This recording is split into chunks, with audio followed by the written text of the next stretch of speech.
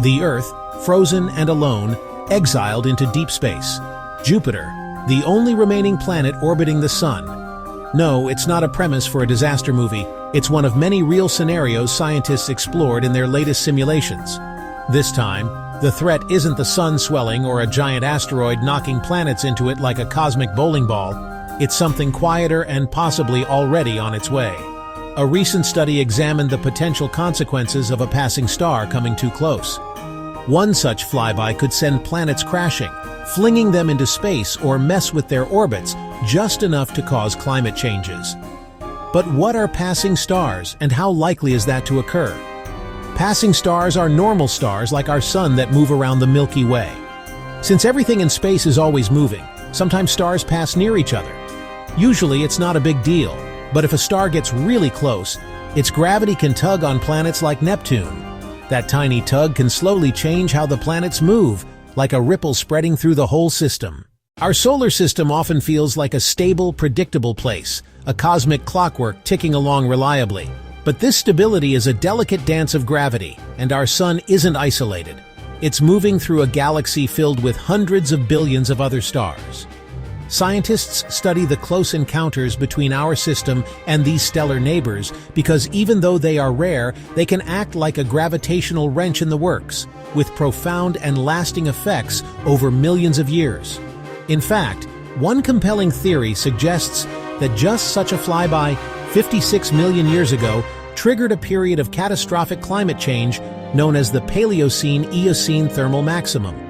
The hypothesis is that the star's gravity disturbed the Oort cloud, sending a carbon-rich comet hurtling towards the inner solar system.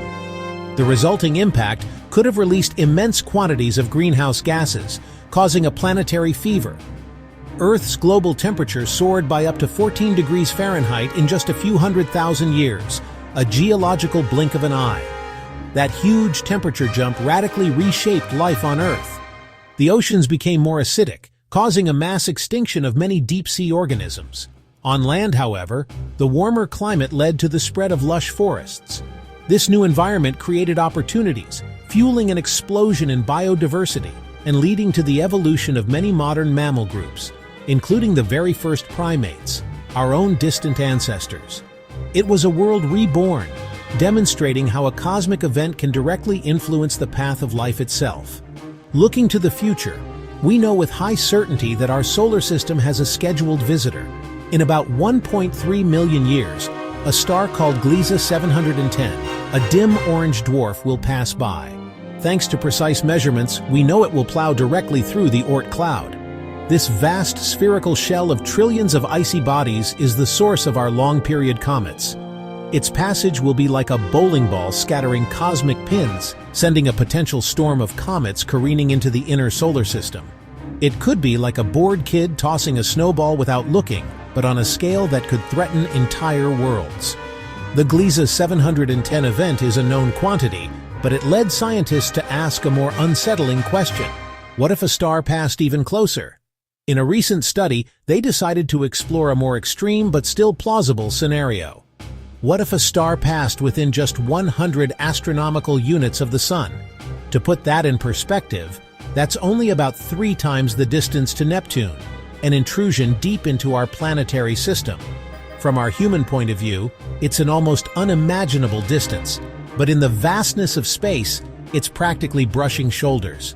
To find out what would happen, they ran thousands of complex, long-term simulations on supercomputers covering up to 5 billion years of our solar system's future. The results were sobering. Just one close encounter can be enough to gravitationally disturb the outer planets like Neptune. This initial, gentle nudge sets off a slow-motion chain reaction that ripples inward through the system over millions of years. The subtle change in Neptune's orbit perturbs Uranus, which in turn affects Saturn, and so on.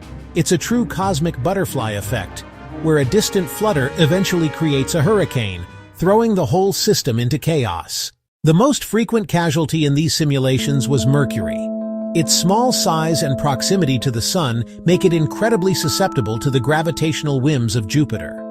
Over millions of years, tiny nudges can amplify, stretching Mercury's orbit until, in nearly half of all unstable scenarios, it ends up on a doomed path straight into the Sun. Sometimes the system absorbs the loss and restabilizes.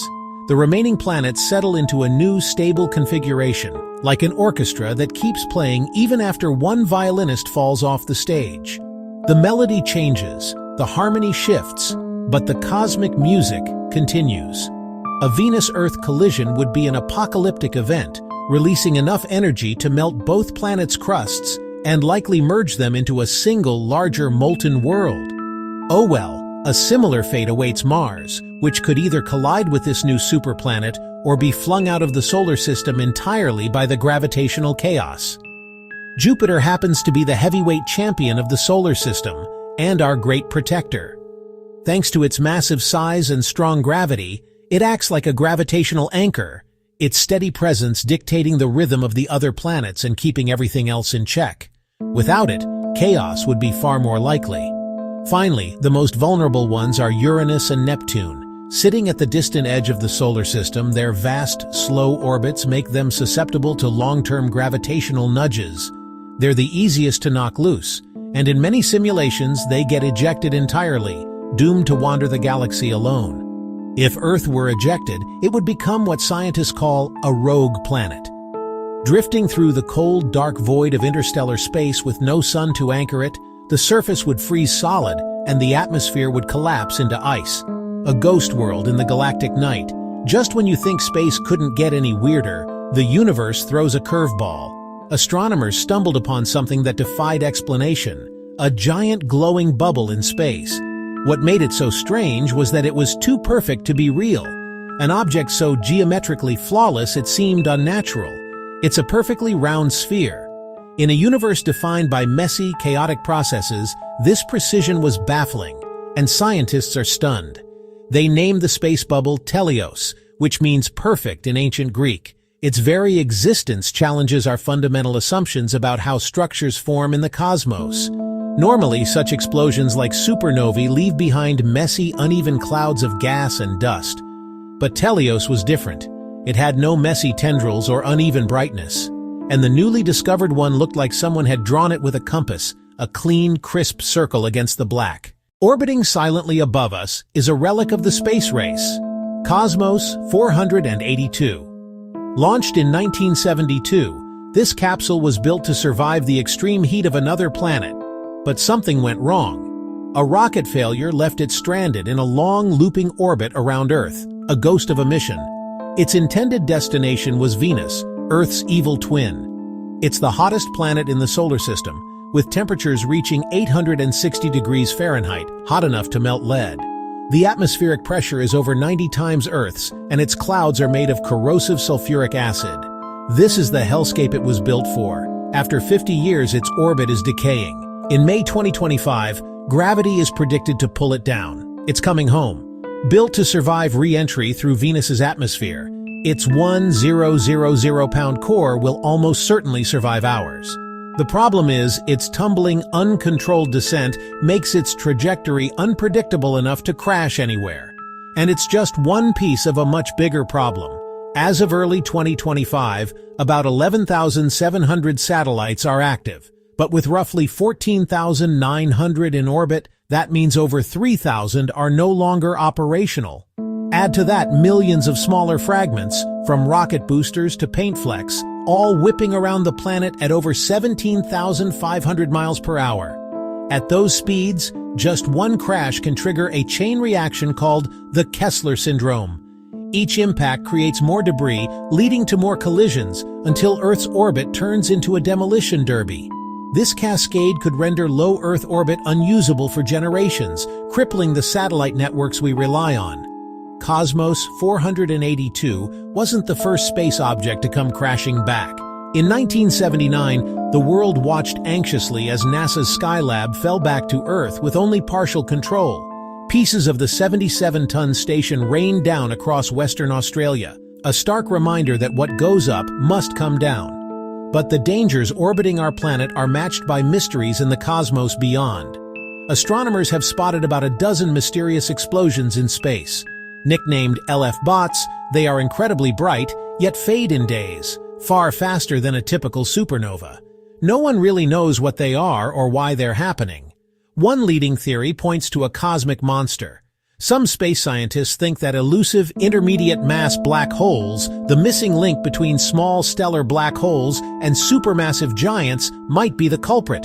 When a star wanders too close, the black hole's gravity violently tears it apart, producing these brilliant fleeting explosions. Confirming this requires a new way of seeing the universe. A lab is preparing for a future space mission called LISA. Launching in the late 2030s, LISA will be a space-based observatory designed to detect gravitational waves, ripples in space-time itself. This will allow it to catch the whole story of black hole crashes, not just the final boom.